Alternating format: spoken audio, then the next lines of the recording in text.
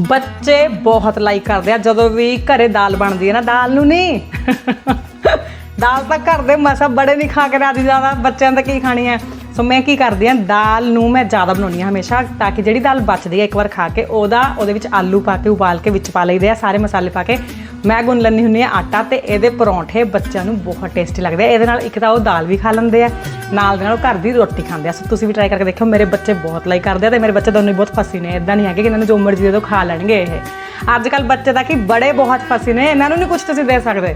ਸੋ ਇਹ ਤੁਸੀਂ ਜ਼ਰੂਰ ਬੱਚੇ ਲਈ ਟਰਾਈ ਕਰਿਓ। ਇਹ ਤਾਂ ਆਪਣਾ ਬਹੁਤ ਪੁਰਾਣਾ ਨੁਸਖਾ ਹੈ, ਆਪਣੇ ਛੋਟੇ ਹੁੰਦੇ ਕਿਉਂ ਬਣਾਉਂਦੇ ਹੁੰਦੇ ਸੀ ਪਰੌਂਠੇ ਕਿ ਬਚ ਗਈ ਤਾਂ ਵੀ ਸਿੱਟੀਏ ਨਾ, ਅਸੀਂ ਸਪੈਸ਼ਲ ਬਣਾਉਣੇ ਆ ਵੀ ਬੱਚੇ ਦਾਲ ਖਾ ਲੈਣ, ਕਿ ਦਾਲ ਬਣਾ ਕੇ ਉਹਦੇ ਪਰੌਂਠੇ ਬਣਾਵਾਂਗੇ, ਇੱਦਾਂ ਅਸੀਂ ਬਣਾਉਂਦੇ ਹਾਂ।